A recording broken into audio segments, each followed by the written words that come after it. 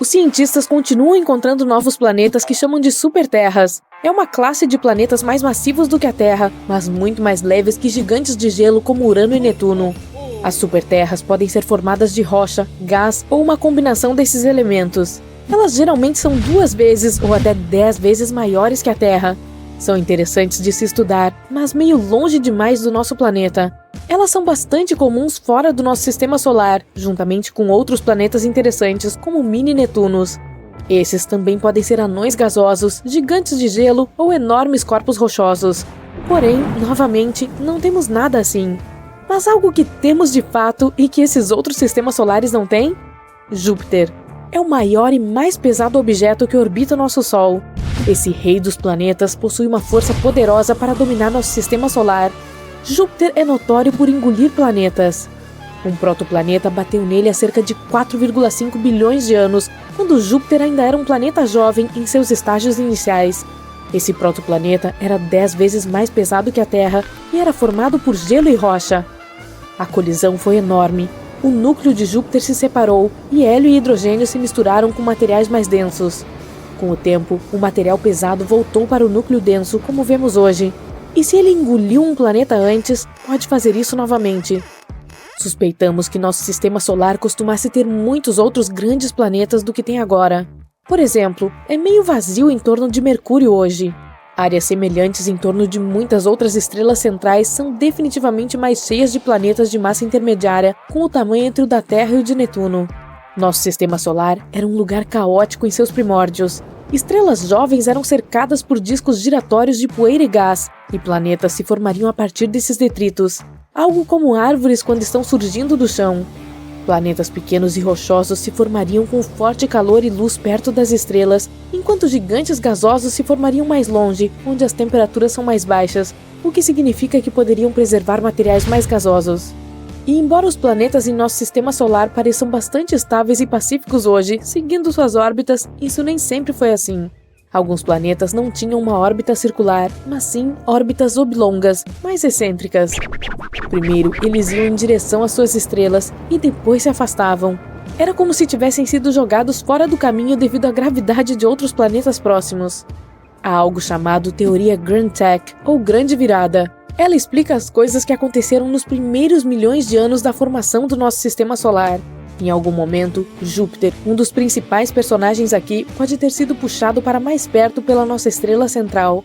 Depois disso, voltou e pegou uma enorme nuvem de detritos. Algo como um veleiro quando se enrola em torno de uma boia. Isso meio que atrapalhou os outros planetas que estavam em processo de formação. Depois de Saturno estar totalmente formado, nossos vizinhos próximos do sistema solar desapareceram um pouco. Mas se a ideia do Grand Tech estiver correta, Júpiter pegou tudo em seu caminho e suas migrações causaram mais colisões nessa área. É por isso que alguns dos planetas se destruíram e comeram uns aos outros. Júpiter pode ter fornecido parte da água que enche agora os oceanos que temos em nosso planeta. Ele atrai muitos asteroides. De tempos em tempos, envia algum zumbido para o espaço interestelar ou entre os planetas do nosso sistema solar. Pode até ter participado da extinção dos dinossauros há 66 milhões de anos. Quando a enorme rocha espacial atingiu a Terra, deixou uma cratera ao largo da costa da península de Yucatán, no México. Causando terremotos, erupções vulcânicas e tsunamis, a consequência foi um impacto enorme em toda a vida animal e vegetal na Terra. Ninguém sabe de onde veio, nem temos certeza se foi um asteroide ou um cometa. Uma teoria diz que pode ter sido um cometa que veio da nuvem de Oort, que é feita de detritos gelados e está localizada em algum lugar na borda do nosso sistema solar. Ele pode ter sido jogado fora de curso por Júpiter e sua poderosa força gravitacional. Dessa forma, nosso sistema solar era como uma máquina de pinball, onde Júpiter, o maior planeta, chuta cometas que chegam em órbitas que os aproximam do Sol. Quando esses cometas estão perto do Sol, podem passar por fortes forças de maré que os separam e, eventualmente, criam pedaços de cometa parecidos com estilhaços. Esse evento foi o momento em que nossos ancestrais mamíferos começaram a governar. Isso significa que sem Júpiter, a gente também poderia não existir, nem mesmo a Terra. Parece que nosso maior planeta deu um golpe, destruiu planetas mais antigos e abriu caminho para mundos menores como o nosso. Júpiter pode ter sido a razão pela qual não conseguimos encontrar o planeta 9 agora. Os cientistas acreditam que ele existe e acham que pode estar escondido em algum lugar além de Netuno, mas não é Plutão. Existem 3 zonas no nosso sistema solar: os planetas internos, os externos e o que quer que haja além. O misterioso planeta pode ser do tamanho da Terra ou de Marte. Ele girava entre os gigantes gasosos antes que eles finalmente o jogassem em direção às partes externas do nosso sistema solar ou até mesmo em algum lugar do espaço profundo. Júpiter tem listras devido a diferenças de temperatura, gás atmosférico e composição química. Os cientistas costumavam pensar que a única razão para essas cores diferentes era o poderoso vento atmosférico e o material circulando entre camadas da atmosfera. Agora sabemos que as listras de cor clara, ou as chamadas zonas, nos mostram onde o gás sobe. Quando as listras são escuras, são chamadas de cinturões e podem nos dizer onde o gás está se depositando. As luas de Júpiter também podem ser o motivo pelo qual o planeta é listrado. Elas estão puxando as células de convecção atmosférica. No centro de Júpiter existe um núcleo denso e líquido feito de hélio e hidrogênio metálico, juntamente com elementos mais pesados dissolvidos. À medida que avançamos em seu centro, a temperatura e a pressão no interior do planeta caem. Dessa forma, o interior líquido dá lugar aos gases da atmosfera. Novamente, principalmente hélio e hidrogênio. Ninguém sabe quão profunda é essa fronteira líquido-gás, mas o planeta provavelmente é totalmente líquido a alguns milhares de quilômetros sob os topos de suas nuvens. Júpiter ainda seria maior que alguns outros gigantes, como Saturno, se pudéssemos retirar seus gases. Júpiter às vezes é até chamado de estrela fracassada, embora isso não seja bem correto. É feito principalmente de estrelas regulares semelhantes a hidrogênio, mas ainda não é maciço o suficiente para iniciar reações termonucleares em seu núcleo, o que acabaria por transformá-lo em uma estrela real. Em teoria, todo objeto poderia ser transformado em uma estrela se adicionássemos matéria suficiente a ele.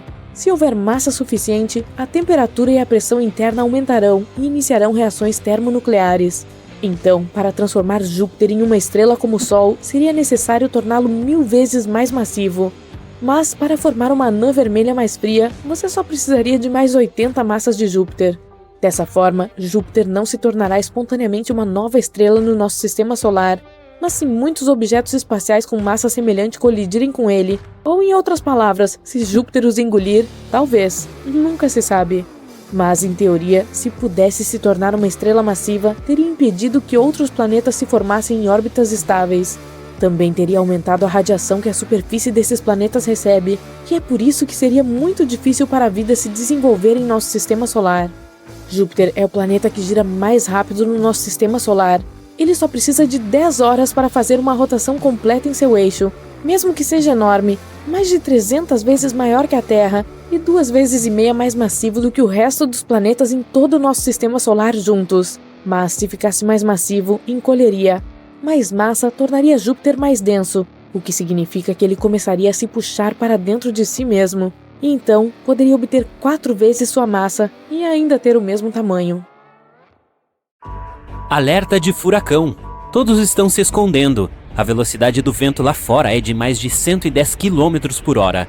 Parece muito, mas esta tempestade está se deslocando a 645 km por hora. Espere, pode chegar a essa velocidade? Sim, mas para ver uma tempestade tão rápida, você terá que viajar para Júpiter. Então, que comece a viagem. O planeta é enorme. Quase 1.300 terras poderiam caber neste gigante gasoso.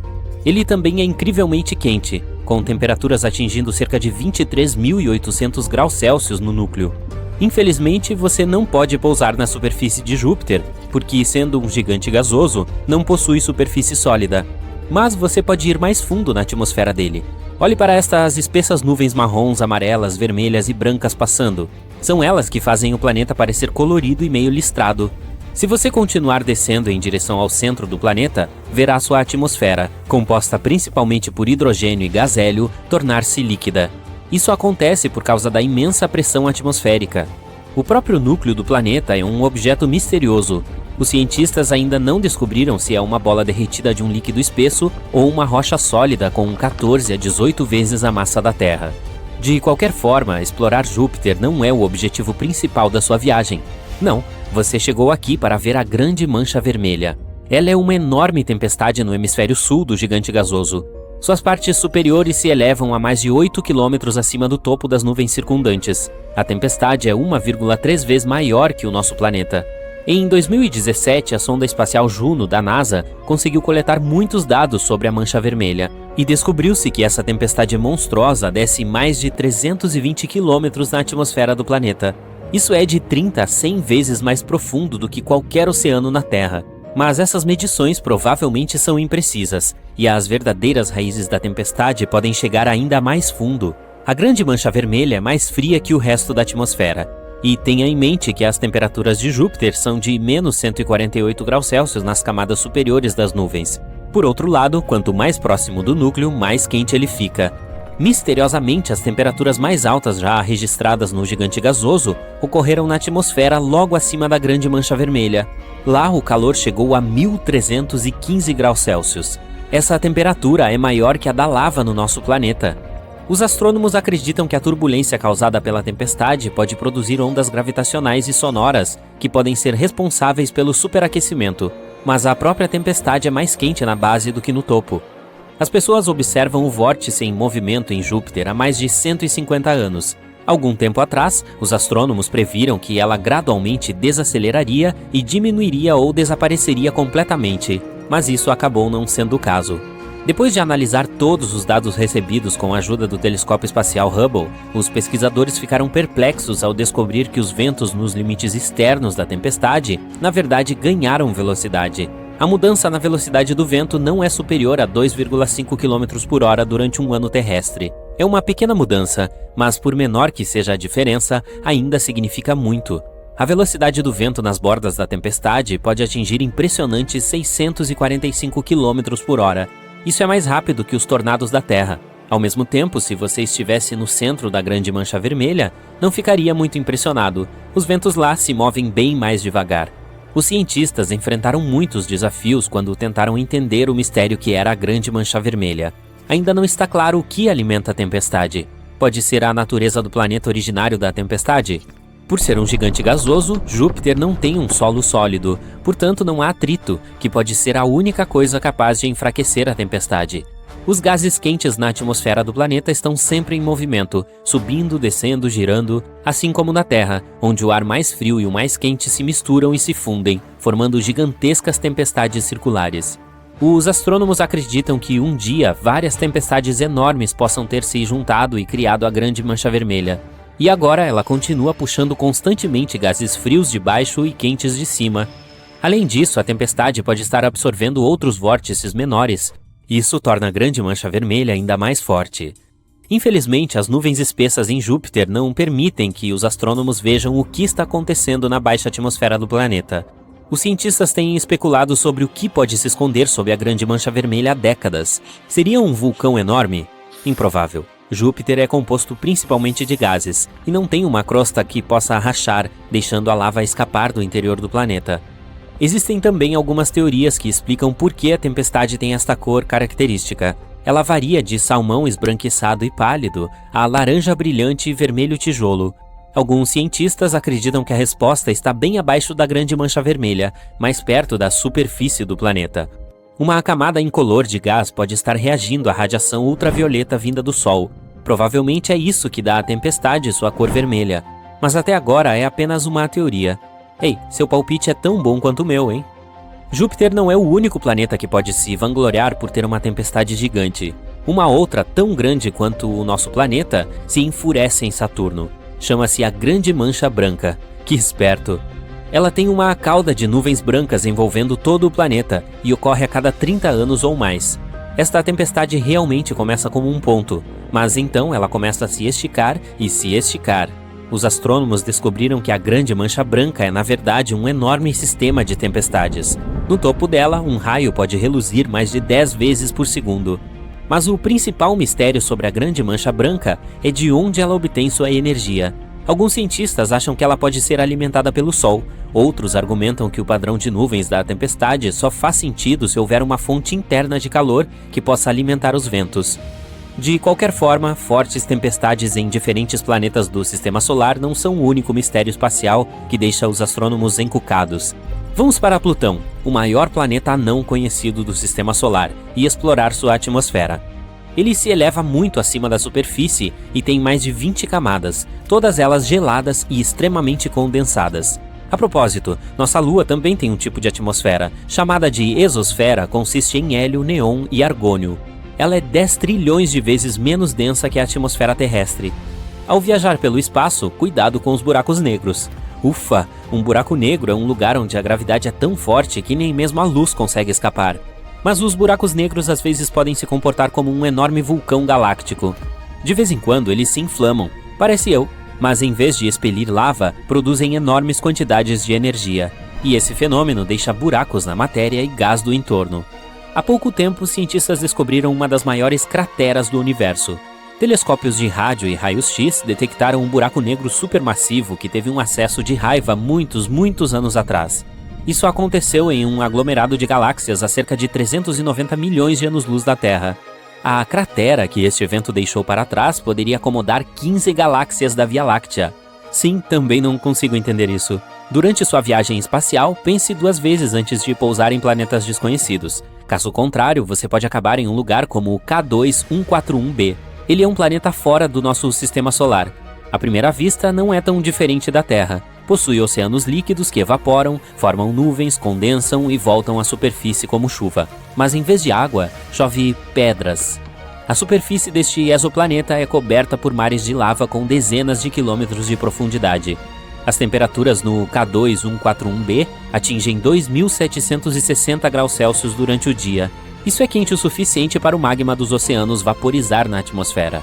Então, ventos supersônicos que podem se mover a uma velocidade de 1,6 km por segundo carregam esse vapor de rocha para o lado noturno do planeta.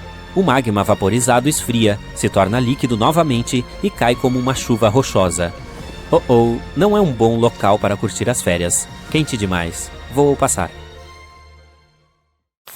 Então, você está em uma sala cheia de gás inflamável.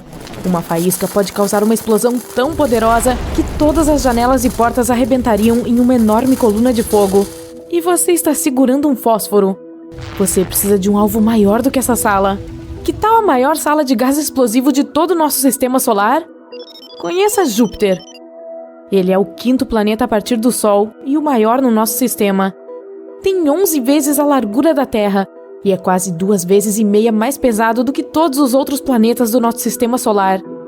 Se colocarmos Júpiter na balança, precisaremos de cerca de 317 terras para equilibrar. Mas o mais importante é a quantidade de metano na sua atmosfera.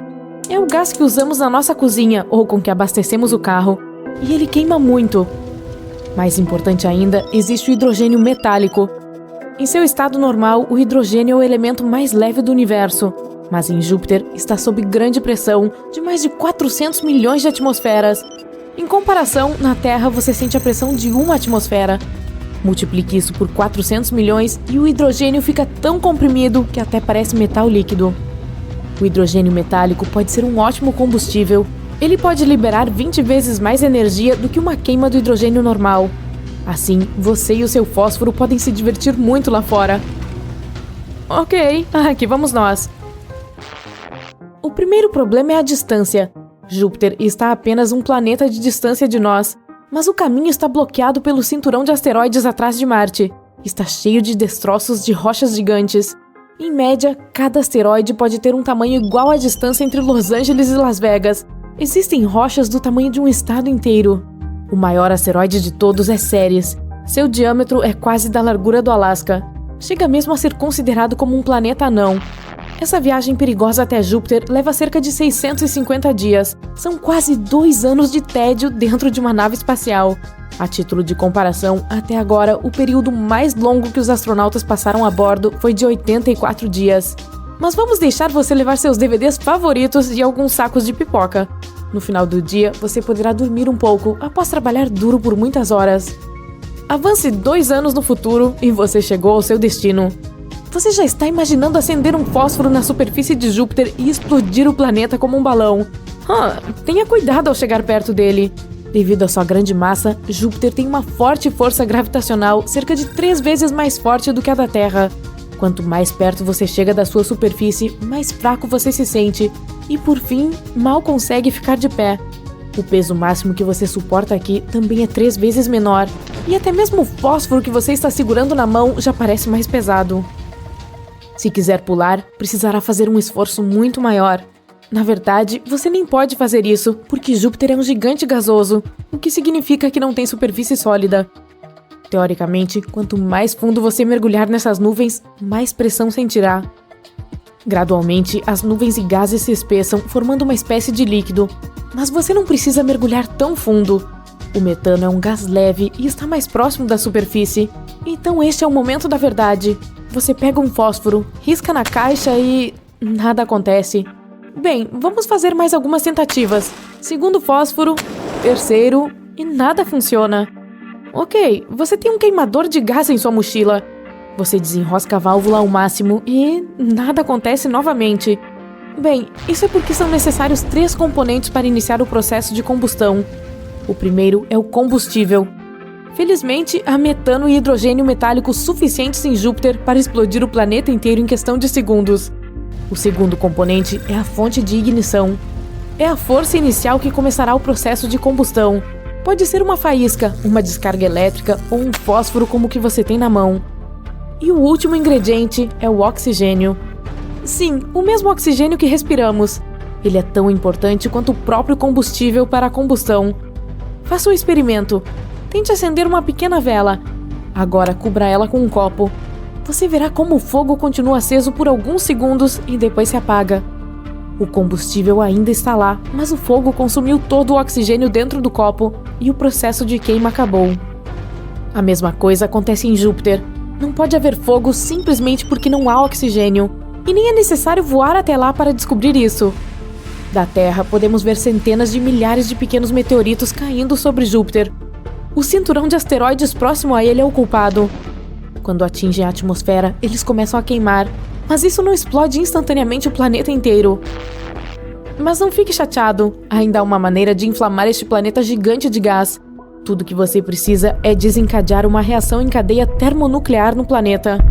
Então teremos uma explosão tão poderosa que será visível da Terra.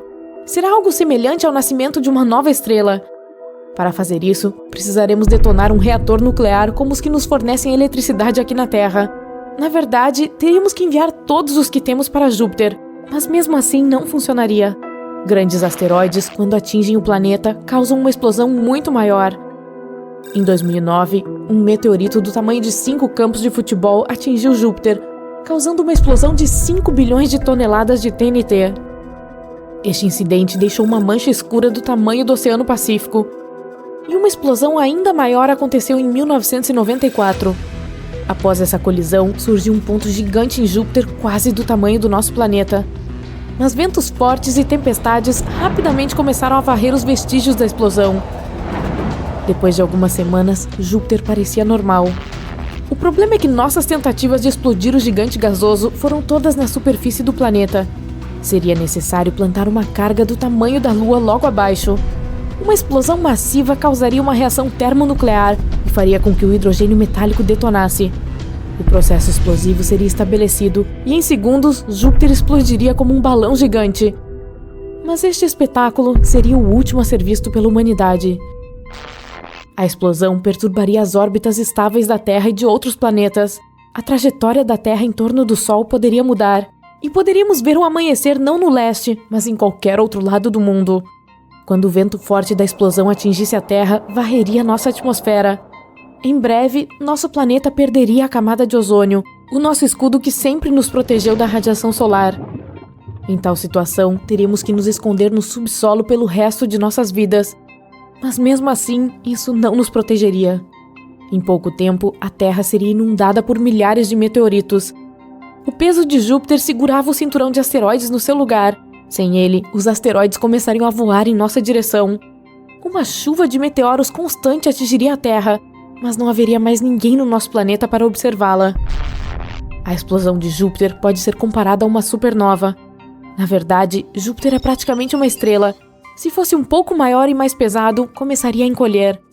A intensa pressão no núcleo do planeta daria início a reações termonucleares. Júpiter se transformaria em uma anã marrom e seria 50 vezes mais pesado do que agora. Mas como não tem peso suficiente para fazer isso, Júpiter às vezes é considerado uma estrela fracassada. Bem, talvez devêssemos visitar outros planetas gasosos do Sistema Solar para tentar acender o nosso fósforo. Saturno. A atmosfera de Saturno é semelhante à de Júpiter, mas também não há oxigênio para uma combustão. Portanto, tudo o que você precisa fazer é admirar os belos anéis do planeta e seguir em frente. Bem, Urano e Netuno são muito menores, e eles não têm hidrogênio metálico, então não teríamos uma explosão tão forte, nem oxigênio. Portanto, é impossível acender um fósforo por lá. Mas há um planeta onde você pode acender uma fogueira. É o GJ 1132b e fica a 39 anos-luz de distância. Os cientistas acham que ele pode conter oxigênio. Embora não seja um gigante gasoso que tenha gases combustíveis em sua atmosfera, você ainda pode se sentar no solo rochoso e fazer uma fogueira para admirar um pôr-do-sol muito especial. Por que amamos tanto Saturno? Certo, porque adoramos seus anéis incríveis. O planeta se destaca no Sistema Solar por causa deles. Os anéis principais têm um diâmetro de 273.588 quilômetros. Mas sua espessura não passa de 91 metros. O anel mais lento e externo de Saturno gira a cerca de 164 quilômetros por segundo. Ele é mais lento do que a rotação do próprio Saturno. Mas você sabia que Saturno não teve anéis durante a maior parte de sua história? Vamos descobrir como eles se formaram. Por meio da última missão Cassini no planeta, os pesquisadores puderam estimar a massa dos anéis, que é de 15 bilhões de quilos.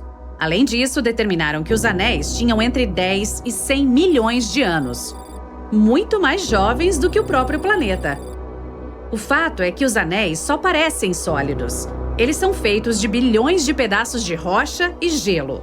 Podem ser minúsculos, parecendo grãos de açúcar, ou tão grandes quanto uma casa, ou até mesmo montanhas. Os pedaços mais internos de gelo e rocha disparam pelo espaço a cerca de 83 mil quilômetros por hora. Há raios misteriosos em seus anéis. Parece que eles se formam e se dispersam em apenas algumas horas. Esses raios podem consistir em folhas eletricamente carregadas de minúsculas partículas formadas quando pequenos meteoros atingem os anéis. Ou talvez feixes de elétrons dos raios de Saturno. Uma teoria diz que os anéis de Saturno se formaram de todo o material excedente que ficou depois que Saturno surgiu, e que é um material que não daria para formar uma lua. Há também uma teoria que diz que havia um planeta chamado Theia, que era do tamanho de Marte e que colidiu com a Terra há cerca de 4,5 bilhões de anos.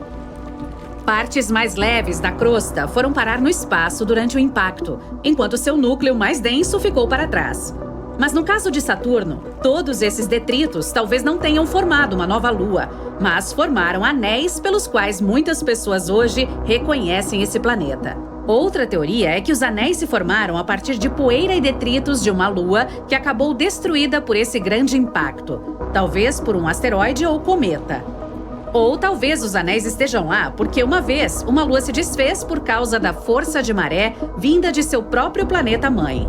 Se esses anéis se formaram no mesmo período que Saturno, eles teriam mais de 4 bilhões de anos para reunir um pouco de detrito e sujeira provenientes das colisões de micrometeoritos. Mas esses anéis consistem principalmente em gelo de água, nada de sujeira, o que significa que eles são mais jovens do que o esperado. E a natureza do sistema de anéis nos diz algumas coisas sobre o interior difuso de Saturno.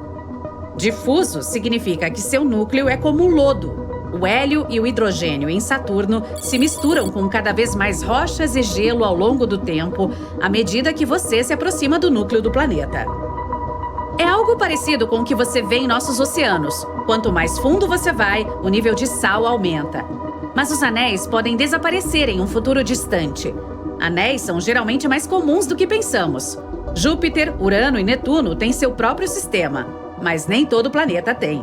Saturno tem um halo fascinante e definitivamente os anéis mais espetaculares, é verdade. Outros têm principalmente anéis feitos de poeira e partículas rochosas. E não só os planetas. Outros corpos espaciais podem ter anéis, como o asteroide chamado Chariklo. Mesmo que os gigantes gasosos do nosso sistema solar tenham anéis, os rochosos, ou os chamados terrestres, não têm.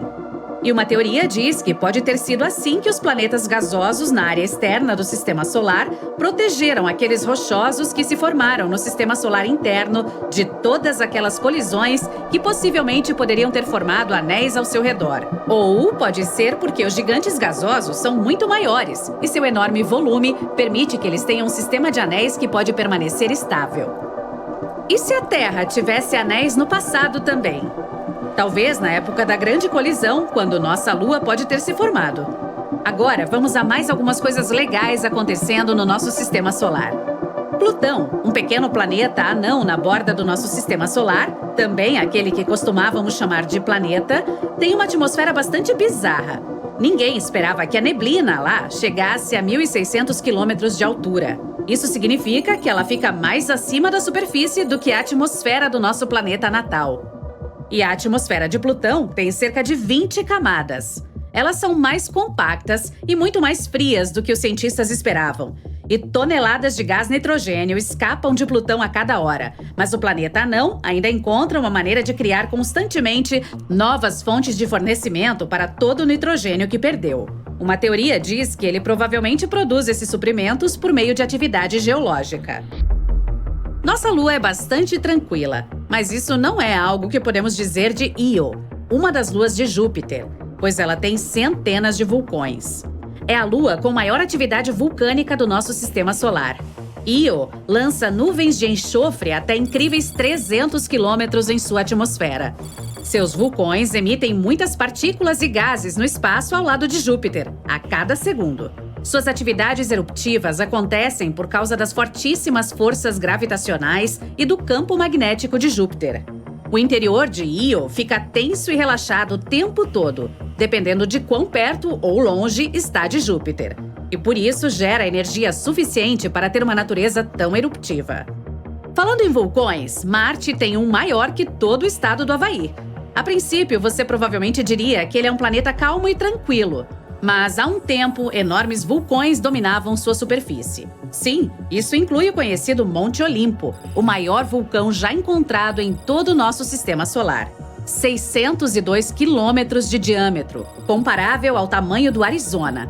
O Monte Olimpo tem 25 quilômetros de altura, 3 vezes a altura da nossa montanha mais alta, o Monte Everest. E pelo seu volume, esse vulcão é 100 vezes maior que o maior vulcão da Terra, que é Mauna Loa, no Havaí. Marte pode ter vulcões tão grandes porque sua gravidade é significativamente mais fraca do que a de nosso planeta natal. Além disso, a crosta da Terra se move o tempo todo, ao contrário da crosta marciana. Você sabe como as ilhas do Havaí se formaram? Um ponto quente no manto criou uma cadeia de vulcões na crosta flutuando acima dele. Um vulcão marciano pode crescer mais porque sua superfície não está se movendo. Então, um vulcão pode se formar por mais tempo em apenas um ponto. Miranda é uma das luas mais bizarras da parte externa do nosso sistema solar. É uma lua sombria que orbita Urano com muitas crateras, cumes afiados e interrupções semelhantes em sua superfície. Normalmente, esse tipo de relevo diz que determinada área costumava ter muitas atividades vulcânicas, mas não foi o caso de Miranda. Além disso, essa lua é muito pequena para gerar atividades tectônicas, outro elemento que poderia formar esse tipo de superfície. Uma teoria diz que a força gravitacional de Urano pode ter causado a ação de estica e puxa, algo que fez todas essas elevações na superfície de Miranda. Teremos que enviar outra espaçonave para descobrir o que houve por lá. Somos todos feitos de poeira estelar. 97% dos átomos de que somos feitos são iguais ao material de que nossa galáxia consiste. Tijolos para a construção da vida é um termo que usamos para um grupo de elementos que são vitais para a vida na Terra.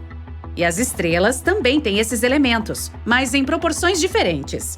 Por exemplo, somos 65% de oxigênio pela nossa massa, enquanto os elementos que medimos no espaço, como os espectros das estrelas, têm menos de 1% dele. Então, Mercúrio já é o menor no nosso sistema solar, na categoria planeta, excluindo outros corpos como o planeta anão Plutão. E agora parece que ainda está encolhendo. Ele é o segundo mais denso depois do nosso planeta e está ficando mais denso com o tempo. Os pesquisadores pensaram por muito tempo que a Terra era o único planeta no nosso sistema solar com atividades tectônicas. E agora sabemos que Mercúrio também é tectonicamente ativo. A nave espacial Messenger conseguiu mapear todo o planeta. Os cientistas perceberam que o planeta está cheio de escarpas de falhas, algumas formas de relevo semelhantes a penhascos. Como são relativamente pequenos, provavelmente são jovens. E Mercúrio ainda está se contraindo 4,5 bilhões de anos depois da formação do nosso sistema solar. Você reconhece esse mundo majestoso? O segundo maior planeta do sistema solar, check. Um gigante gasoso com uma aparência marrom amarelada e nebulosa, check. 7 anéis enormes e intimidadores, check. Você está certo, não pode ser outra coisa senão Saturno. E recentemente o telescópio espacial Hubble fez uma descoberta que surpreende. Parece que os anéis desse planeta estão fazendo algo com ele há muito tempo. Um novo estudo revelou que os anéis icônicos estão aquecendo a atmosfera superior de Saturno. O mais legal, porém, é que os pesquisadores da NASA afirmam que isso é algo que os cientistas nunca observaram em nenhum outro lugar do nosso sistema solar. Esse segredo está escondido à vista de todos há 40 anos. E somente depois de usar as observações do planeta recebidas do telescópio espacial Hubble, da sonda Cassini já aposentada e das espaçonaves Voyager 1 e 2 é que os astrônomos descobriram. Essa interação inesperada do gigante gasoso com seus anéis pode se tornar uma ferramenta para prever se os planetas em outros sistemas estelares também têm magníficos sistemas de anéis semelhantes aos de Saturno. Então, como ficou claro que o planeta gigante está sendo cozido lentamente por seus próprios anéis? A evidência reveladora é uma quantidade excessiva de radiação ultravioleta. Ela pode ser vista como uma linha espectral de hidrogênio quente na atmosfera do gigante gasoso. Há um aumento na radiação que só pode significar que algo está aquecendo a atmosfera superior do lado de fora. Ainda não está claro como esse processo está ocorrendo, mas a explicação mais provável é que as partículas geladas do anel chovem sobre Saturno e causam esse aquecimento. Mas também pode ser o impacto de pequenos meteoritos ou as partículas do vento solar. O aquecimento pode ser causado pela radiação ultravioleta solar ou por algumas forças eletromagnéticas que captam poeira eletricamente carregada. Quando a sonda Cassini da NASA concluiu sua missão e mergulhou na atmosfera de Saturno, ela teve tempo suficiente para medir os componentes atmosféricos, e descobriu-se que muitas partículas estavam de fato caindo dos anéis. Mas de qualquer forma, o processo de aquecimento ocorre sob a influência do campo gravitacional do gigante gasoso. Veja bem, os astrônomos sabem sobre a lenta desintegração dos anéis de Saturno, mas descobrir como esse processo afeta o planeta? Isso é novo. Você se lembra da espaçonave Cassini da NASA que mencionei? Por mais de uma década, ela estudou Saturno, compartilhando imagens do gigante gasoso e de suas luas geladas. Ela nos levou a mundos maravilhosos, onde rios de metano corriam para mares de metano e jatos de gás e gelo lançavam material para o espaço.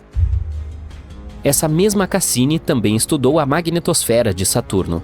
O fato é que as forças que atuam nas profundezas do planeta produzem uma enorme bolha magnética ao redor do planeta, e essa bolha é chamada de magnetosfera. Infelizmente, os astrônomos ainda têm pouquíssimas informações sobre esse fenômeno em Saturno, pois os campos magnéticos são invisíveis e, obviamente, são mais bem estudados de dentro. Imagine o seguinte: fluxos de milhões de quilômetros por hora de partículas eletricamente carregadas do Sol, também conhecidas como vento solar, estão se espalhando pelo sistema solar. De repente, algo aparece em seu caminho. É o campo magnético de Saturno. Ele protege o planeta, fazendo com que as partículas solares se afastem. Como resultado, as forças magnéticas do Sol estão se enfurecendo fora da magnetosfera de Saturno, enquanto dentro da bolha protetora do gigante gasoso, suas próprias forças magnéticas dominam. Nosso planeta natal também tem um campo magnético, mas ele cria uma magnetosfera muito menor. Ainda assim, ela nos protege efetivamente das partículas nocivas provenientes do Sol e do espaço. Mas apesar de Saturno estar protegido por sua magnetosfera, o Sol ainda consegue atrapalhar o planeta. Ventos energéticos da nossa estrela varrem o gigante gasoso, causando enormes auroras. Mas, diferentemente das auroras aqui na Terra, as auroras de Saturno só podem ser vistas em luz ultravioleta. Em outras palavras, elas são invisíveis da superfície da Terra. Só é possível vê-las se você viajar para o espaço. Mas, aparentemente, há diferentes tipos de auroras no gigante gasoso. Por exemplo, um outro tipo é acionado pelas partículas carregadas provenientes de erupções vulcânicas nas luas do planeta. E algumas das auroras de Saturno podem ser causadas por ventos fortes que giram na própria atmosfera do planeta. Esses ventos sopram na ionosfera, que é uma região localizada abaixo da magnetosfera. Os mesmos ventos podem ser responsáveis pela taxa de rotação variável do planeta. Esse fenômeno torna difícil para os cientistas descobrir quanto tempo dura um dia no planeta com anéis. Por falar em ventos, Saturno tem um misterioso vórtice girando sobre o polo sul do planeta. O conjunto se assemelha a uma enorme tempestade parecida com um furacão na Terra, mas somente seu olho mede quase 4.000 quilômetros de diâmetro. Para efeito de comparação, o olho de um furacão terrestre típico tem apenas 3 a 5 quilômetros de largura. O que confunde os astrônomos é que, embora o fenômeno se pareça com um furacão, ele não se comporta como um. Ele é estacionário e continua girando sobre a mesma área do Polo Sul. E enquanto os vórtices polares na Terra têm núcleos frios, o de Saturno é quente. Prepare-se para outra surpresa que Saturno preparou para nós. Em uma imagem enviada à Terra pelo telescópio espacial Hubble, é possível notar 2 pontos escuros e sombrios no lado esquerdo dos anéis do planeta. Esses pontos são informalmente chamados de raios, talvez por se assemelharem aos raios de uma bicicleta. O sombreamento e a forma dos raios variam. Eles podem parecer escuros ou claros, isso depende do ângulo e da iluminação. Às vezes, eles podem até parecer bolhas em vez de algo com o formato clássico de raio radial. Eles também não duram muito, mas a boa notícia é que mais e mais começarão a aparecer quanto mais perto estivermos de 6 de maio de 2025. É quando ocorrerá o equinócio de outono em Saturno. Na Terra, esse é o momento em que o Sol está exatamente acima do equador do planeta, e o dia e a noite têm a mesma duração. Mas em Saturno é algo um pouco diferente. Assim como nosso planeta, Saturno é inclinado em seu eixo. É por isso que ele tem 4 estações. Como a órbita do gigante gasoso é muito maior, cada uma dessas estações dura cerca de 7 anos terrestres. Um equinócio ocorre quando os anéis de Saturno estão inclinados na direção do Sol. Mas o que causa os raios? Os astrônomos acreditam que pode ser o campo magnético do gigante gasoso. Quando um campo magnético planetário interage com o vento solar, ele cria um ambiente eletricamente carregado. Como já sabemos, na Terra isso resulta nas luzes do norte, também chamadas de aurora boreal. E se falarmos de Saturno, as menores partículas do anel gelado também podem ficar carregadas, e é provável que isso levite temporariamente essas partículas acima das pedras maiores dos anéis.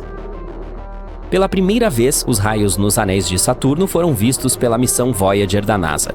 Isso aconteceu no início da década de 1980. Naquela época, não sabíamos que esses raios eram um fenômeno sazonal. Afinal, a Voyager 2 apenas passou pelo planeta e seguiu em frente. Para descobrir o que eram esses raios e como eles funcionavam, os astrônomos precisavam de um telescópio espacial que pudesse observar os anéis de Saturno de longe, como o Hubble. O último equinócio em Saturno ocorreu em 2009. Foi quando a sonda espacial Cassini estava viajando ao redor do gigante gasoso. Ela enviou muitas imagens incríveis para a Terra. Ela conseguiu provar rapidamente que os raios não eram causados por interações gravitacionais com Saturno ou pela influência das luas do gigante gasoso ou de pequenas luas que formam os anéis do planeta. Foi no ano de 2005 que a Cassini confirmou que os raios estavam relacionados ao campo magnético de Saturno. E embora essa missão tenha sido concluída em 2017, agora o Hubble continua monitorando a longo prazo as mudanças em Saturno e ao redor dele. Apesar de todas as observações, os astrônomos ainda não conseguem prever o início e a duração da temporada de raios. Felizmente, os anéis proeminentes de Saturno são um laboratório perfeito para estudar esse fenômeno, porque, embora outros gigantes gasosos do Sistema Solar também tenham anéis, eles não são tão visíveis, e os cientistas não sabem se os raios ocorrem nesses planetas. Imagine um mundo parado e congelado. Ele é antigo, cerca de 4,5 bilhões de anos. Mal é aquecido pelos raios do Sol e coberto por uma espessa camada de gelo. É menor que a nossa Lua, mas um pouco maior que Plutão. Seu nome é Europa, a 6ª lua de Júpiter e uma das maiores do Sistema Solar. Mas o mais legal desse lugar distante pode hospedar vida. Os astrônomos consideram este um dos locais mais promissores do Sistema Solar para a busca de novas formas de vida. Tudo porque este satélite tem um enorme oceano de água salgada com uma profundidade de 65 a 160 quilômetros. Sim, está escondido sob uma camada de gelo estimada em 15 a 30 quilômetros de espessura. Mas ainda é potencialmente habitável. Os astrônomos afirmam que plumas de água irrompem de rachaduras na casca de gelo e liberam o conteúdo do oceano da Lua no espaço. Claro, será um desafio para qualquer missão em busca de vida acessar um ambiente tão profundo. Pelo lado positivo, os cientistas já têm algumas evidências de que existem piscinas muito mais rasas que provavelmente ficam muito mais próximas da superfície da Lua. Elas podem estar localizadas a menos de 1,5 km sob o gelo. E há duas grandes coisas sobre esta notícia. Em primeiro lugar, aumenta as chances de vida existente em Europa. E em segundo, se for verdade, pode tornar mais fácil para futuras missões encontrarem essas formas, se houver alguma. Curiosamente, a nova descoberta a respeito dessas piscinas rasas surgiu por pura sorte. O cientista que lidera a pesquisa, Riley Kohlberg, acidentalmente viu uma apresentação de seu colega, um pesquisador planetário. Esse cara mostrou uma imagem de cristas duplas na superfície de Europa, e Kohlberg lembrou-se de ter visto cristas semelhantes na Terra. Mas enquanto tais informações são raras por aqui, elas são muito mais numerosas naquela lua. Os estudos seguintes sugeriram que as cristas na lua de Júpiter podem ser o resultado de um ciclo específico, semelhante ao da Terra. Nele, a água líquida congela e depois descongela dentro de uma camada de gelo, que é um ambiente de alta pressão. Isso faz com que a folha se mova para cima repetidamente, criando uma estrutura de 2 picos. Ou pelo menos é o que acontece na Terra. Se os processos em Europa forem semelhantes, pode-se comprovar a presença de águas rasas no satélite. Claro, a temperatura, a pressão e a química são muito diferentes por lá. E os cientistas ainda não sabem como o gelo se comporta no local. É por essa razão que não conseguem entender a profundidade ou o tamanho dos bolsões de água ou quanto tempo é necessário para que congelem novamente. Mas o que está mais ou menos claro é que tais ambientes sob o gelo em Europa provavelmente estão protegidos da forte radiação de Júpiter que atinge a superfície do satélite, o que, por sua vez, aumenta as chances de existir vida em Europa. Agora, podemos voltar ao fato de que o oceano ali parece ser salgado. Listras vermelhas na superfície do satélite podem ter essa cor devido ao seu conteúdo químico. Elas provavelmente são uma mistura congelada de água e sais. Isso é bastante incomum porque tal composição não corresponde a nenhuma substância conhecida aqui na Terra. Quanto às manchas amarelas na superfície de Europa, podem ser causadas pela presença de cloreto de sódio. Você conhece essa substância como o bom e velho sal de mesa. Os cientistas tentaram recriar as condições em um laboratório e descobriram que combinando água, sal de mesa, temperaturas congelantes e alta pressão, poderiam obter um novo tipo de cristal sólido. Essa substância pode existir tanto no fundo do oceano de Europa quanto na superfície da nossa Lua. Mas, além dessa informação, os pesquisadores estão no escuro. Esperançosamente, encontraremos as respostas para algumas dessas perguntas por volta de 2030. É quando uma missão chamada Europa Clipper, que será lançada pela NASA, provavelmente chegará lá. Ela terá vários sobrevoos próximos e descobrirá se alguma forma de vida pode existir nessa lua. O JUICE, ou Jupiter Ice Moons Explorer, da Agência Espacial Europeia, também a visitará nos próximos 2 anos. Mas a Europa não é o único lugar no Sistema Solar que pode hospedar ou já hospedou vida. Em 2003, a Mars Express, uma espaçonave lançada pela Agência Espacial Europeia, descobriu metano na atmosfera de Marte. Em nosso planeta, a maior parte desse gás na atmosfera é produzida por seres vivos, por exemplo, pela digestão do gado. No entanto, os cientistas acreditam que ele permaneceu estável na atmosfera marciana por cerca de 300 anos. E então, em 2006, desapareceu quase totalmente do planeta vermelho. E aconteceu 600 vezes mais rápido do que nos modelos dos pesquisadores. A pergunta, o que ou quem gerou o gás e para onde ele foi? Outro mistério são os micróbios que podem estar dormindo sob a superfície do planeta. Lá, eles podem ter sido protegidos da forte radiação vinda do espaço por milhões de anos.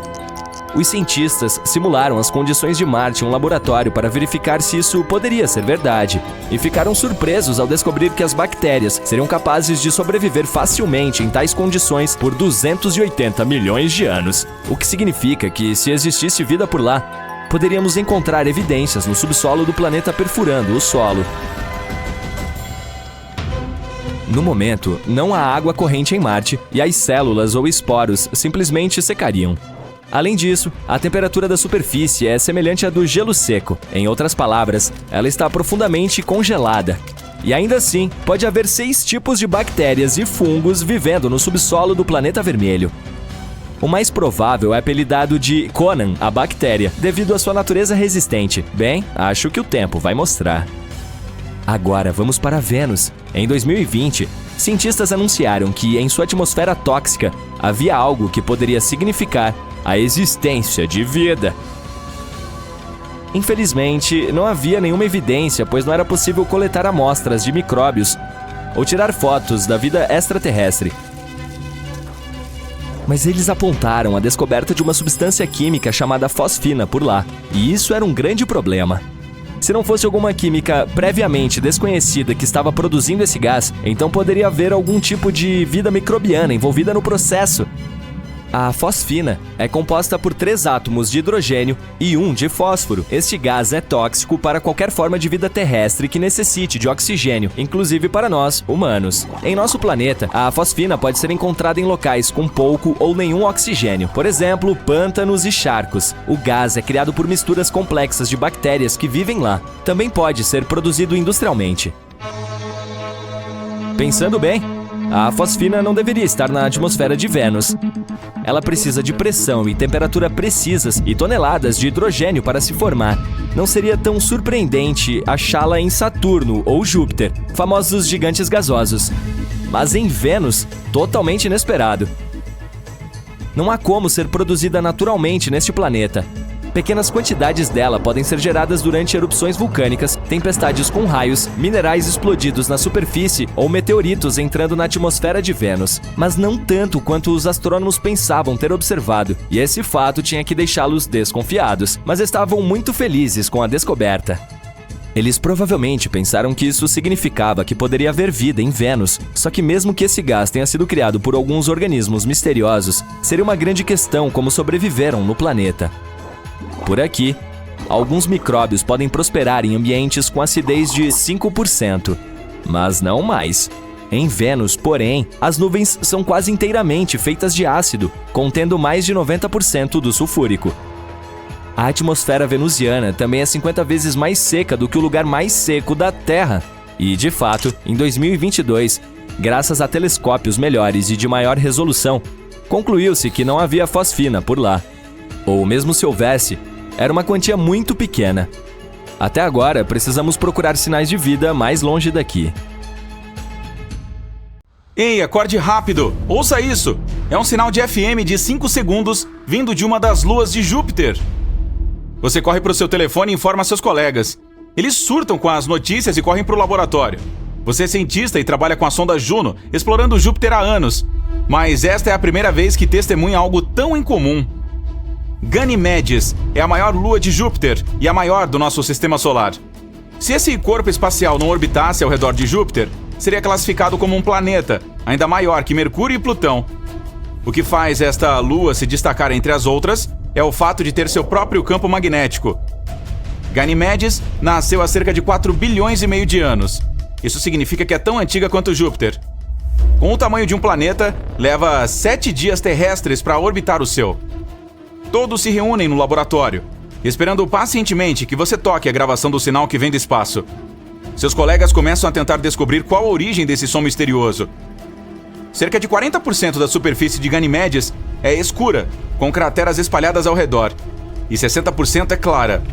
Existem informações que provavelmente foram causadas por atividade tectônica ou liberação de água vinda debaixo da superfície. Os cientistas conseguiram descobrir uma fina camada de oxigênio presa na atmosfera da Lua. As temperaturas lá são extremamente baixas, entre menos 110 e menos 130 graus. Não há muitas informações sobre como a Lua se comporta ou quais elementos químicos se escondem em seu interior. Alguns dos seus colegas tentam criar as mesmas condições que existiam quando o som foi transmitido. Por horas, eles ficam sentados esperando, mas nada. Talvez tenha sido um acaso. Você chega ao sistema de controle e ativa a espaçonave Juno. O ponto principal dessa missão é observar a gravidade de Júpiter, os campos magnéticos, a atmosfera e a evolução do planeta. A propósito, também há algumas evidências de que a maior lua de Júpiter também está evoluindo. Por ter um campo magnético ao seu redor, auroras surgem o tempo todo. Elas são gases brilhantes circulando os polos norte e sul do satélite. Se existisse vida num lugar assim, provavelmente estaria no fundo do oceano extremamente salgado de Ganimedes. Por muito tempo, os cientistas pensaram que o Sol era um componente crucial para o início da vida. Mas agora sabemos que existem organismos que vivem nas profundezas dos oceanos e passam muito bem sem luz solar. Os oceanos no nosso planeta estão colaborando com algumas das criaturas mais bizarras de todas as formas e tamanhos. Os lírios do mar vivem a cerca de 3.000 metros abaixo d'água. Eles têm esse nome porque se parecem com flores, porém não são plantas e sim animais. Não se deixe enganar pelos caules e folhas, que são partes do corpo equipadas com terminações nervosas para detectar comida ao redor. Os tubarões duendes são provavelmente alguns dos tubarões de aparência mais esquisita que vivem no fundo do oceano. Eles podem crescer até 3,5 metros de comprimento e têm um focinho muito incomum. Agora olhe para o tamboril. Ele tem uma bolha bioluminescente na cabeça para atrair a presa e navegar pelo fundo do oceano escuro. É como uma lanterna natural que nunca precisa de pilhas novas. No entanto, apenas as fêmeas são equipadas com ela. O peixe-bolha é outro animal bizarro que vive lá embaixo. Ele habita os oceanos Atlântico, Pacífico e Índico, 2.700 metros abaixo da superfície. De qualquer forma, mesmo que você tenha pedido a todos que mantivessem a notícia confidencial, de alguma forma ela vazou para a mídia e se tornou a mais nova tendência. Você recebe uma ligação de uma emissora de notícias. Eles dizem que querem entrevistá-lo sobre essa descoberta que pode provar que existe vida no espaço sideral.